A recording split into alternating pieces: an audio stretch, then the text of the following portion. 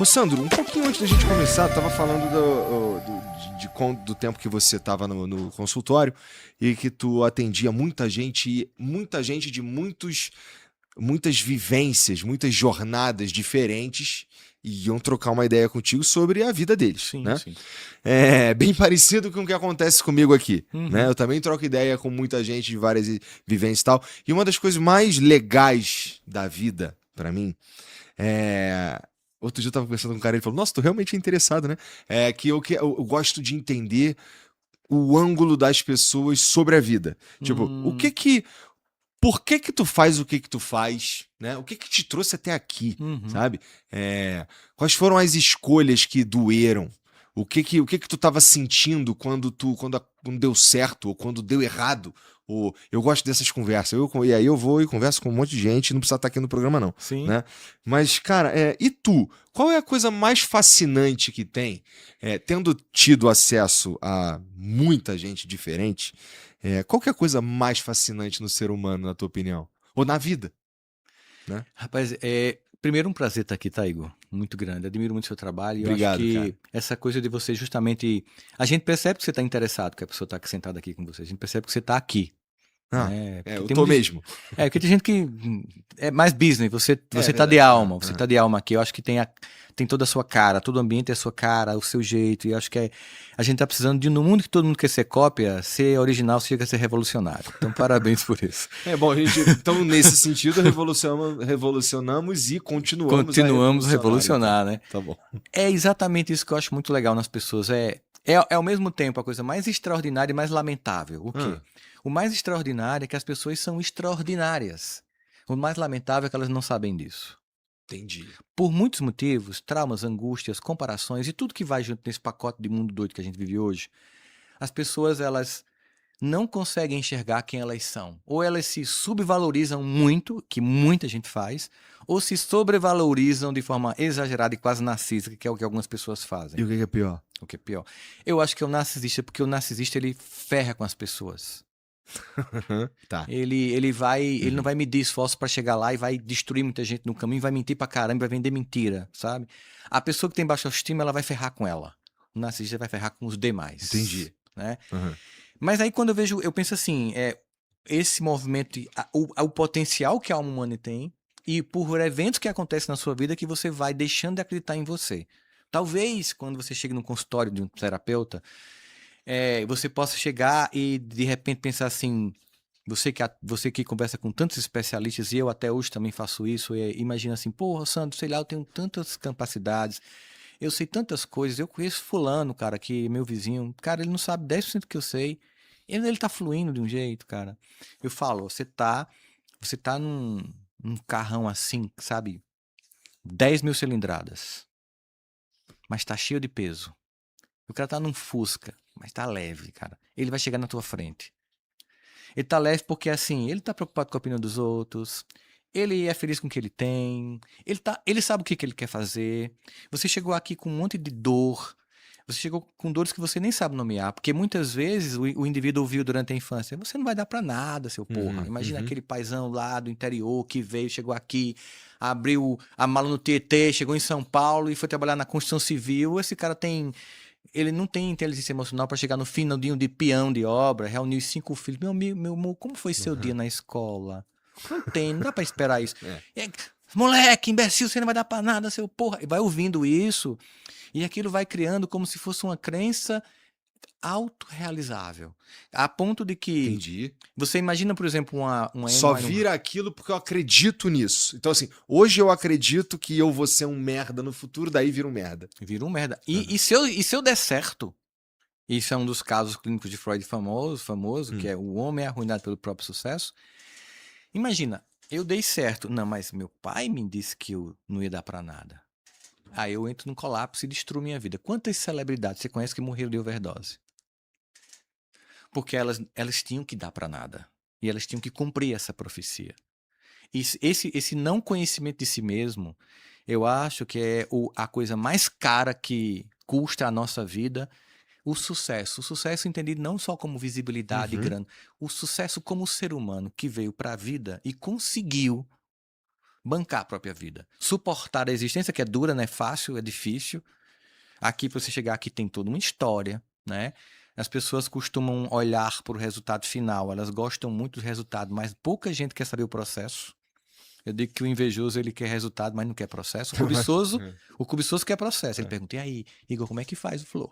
O cobiçoso quer processo. Ele vai lá e eu vou tentar, entendeu? Uhum. Beleza, tá valendo, tem espaço para todo mundo. Mas é isso, ou seja, o ser humano, ele tem uma potência incrível, mas pouca gente conhece essa potência porque por muitos motivos eles foram soterrados por camadas de dor que precisam primeiro ter consciência, diagnosticar isso, e diagnosticar não é suficiente, porque o diagnóstico é o início da cura, mas eu tenho que confrontar essas dores. E aí, quando se faz isso, aí eu tenho assim a alegria de ter atendido por quase 20 anos. Eu digo que eu tive a honra de ouvir pessoas que foram no meu consultório trazer suas dores, se desnudar e se reconstruir diante de mim. Eu digo que elas foram se reconstruir não com meu auxílio, porque ao final da sessão eu abri a porta e ela tinha que viver a vida dela. Eu não ia ser um personal psychologist para enfrentar um marido tóxico, entende? Não, ela tinha que fazer isso. Eu estava ali sendo um instrumento. Uhum. Como eu te falei, Tá. eu acho que meu objetivo é tudo que eu faço é trabalhar a elevação do nível de consciência das pessoas sobre elas mesmas e sobre o coletivo para que a gente mude o mundo. Eu gosto dessa ideia, eu acho que ela é bem alinhada com o que eu tô tentando fazer também.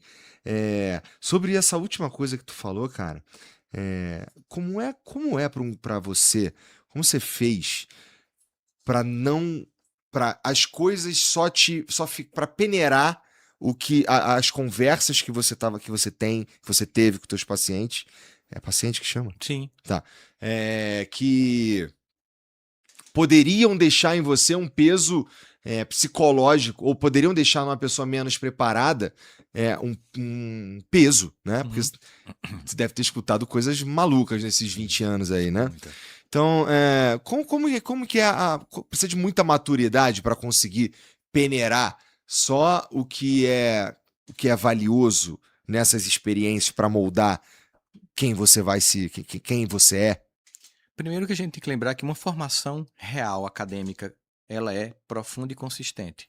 E você é treinado academicamente num curso de psicologia para que você possa atender, para que você possa entender o que é transferência, contra-transferência, que é um conceito psicanalítico de Freud, não vou entrar aqui em detalhes. Como você manejar essas emoções em você, no paciente, reconhecer isso. Então é um curso, você tem atendimento, termina o seu processo clínica escola, você começa a atender depois de 5 anos de curso todos os dias. Você começa a atender. Aí você contrata, você paga um professor ou um terapeuta muito capaz para continuar ali mentorando, não sobre sua própria terapia, mas para que você leve seus casos mais complexos. E aí eu quero aproveitar aqui e fazer uma coisa que eu acho que vai muita gente ficar muito puta comigo.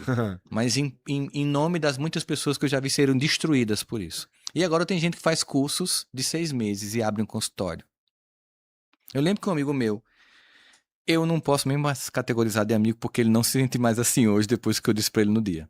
Ele tem pós-doutorado na área de engenharia, fez um curso destes 6 meses de formação de terapeuta, chegou no meu consultório, na época, Sandro, como você tem uma agenda lotada, ó, se não tiver cliente, você encaminha para mim. Aí eu fiz, você fez psicologia, eu fiz um curso de psicanálise de 6 anos, que é um curso de psicanálise, são 6 anos, né? Não, eu fiz um curso de 6 meses. Então, cara, eu não vou encaminhar paciente para você. Diz, por quê? Se eu fizesse um curso de engenharia de final de semana de 6 meses e construísse uma ponte, você passaria por cima? Ele pegou os cartões, foi embora e nunca mais nós nos falamos. Então, primeiro, nós somos treinados para realmente, tecnicamente, estar naquele lugar. Para ter uma escuta flutuante. Que é o que você faz aqui, o que é escuta flutuante.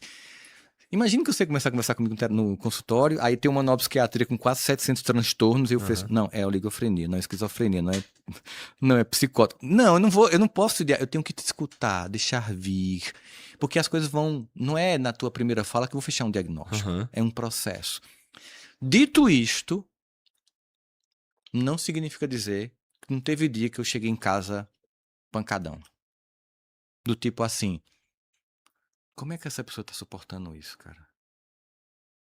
Como é que essa pessoa suporta a vida dela? E o que isso te ensinou, cara? Isso te fez um profissional melhor? Muito. Isso te faz sei lá, um marido melhor, no fim Me das contas? faz, me faz. Eu digo que cada paciente que eu atendia me gerava um marido melhor. Vou contar um caso aqui que eu nunca contei assim Vai. publicamente. Eu lembro que eu comecei a atender alguns casos de mulheres que estavam traindo os maridos, né? E me chamava a atenção porque, por mais que eu seja um terapeuta, eu sou um homem. Então, Uhum. a minha mentalidade é uma mentalidade masculina. E eu queria entender, para além da teoria, o que estava fazendo certas pacientes traírem. Porque o universo masculino é muito previsível. É porque a outra é mais bonita, é mais gostosa, é mais novinha, enfim. Não tem muito segredo, é É previsível. meio tesão, É né? tesão, meio É. previsível. E aí eu tinha uma paciente que era mais, digamos assim, mais desenrolada na fala e era mais aberta. Você poderia me ajudar? Porque a partir de você eu vou poder entender melhor as outras pacientes. O que te faz trair? O que te faz fazendo trair no casamento? Aí ela ficou assim, então, já que você está travado, eu posso fazer perguntas a partir da perspectiva masculina para saber o que você está traindo? Aí ela, pode. Tá. O teu amante é mais bonito que o teu marido. Ah, meu marido é um gato, cara. Meus amigos se brincar, dá em cima. Meu amante é um carinha. Dá pra passar. Aí marido gato, amante mais ou menos. Fui botando minha listinha ali, né? Aí eu fiz, então, teu amante, ele é um cara muito bom de cama. E teu marido não. Ah, se tem uma coisa no meu casamento que é boa, é a cama. Meu amante, cara, não, tem a ejaculação precoce. Aí eu, poxa, Oxi. marido gato, bom de cama. E amante, Mais ou menos. mais ou menos indo meio não dá conta do broxa, né? recado, né? Aí eu fiz. Não, ele tem grana, teu amante tem grana, te proporciona uma vida que teu. Não, meu marido é rico. Meu amante é um professorzinho universitário, que era eu, na época. Acabou com o meu ego, mas tô aqui pra atender. Vamos lá. Aí, marido rico, bom de cama, gato, né? Tal. Aí eu fiz. Apelei. É maior do teu amante. Aí ela, não. Inclusive, meu marido tem um apelido de tripé.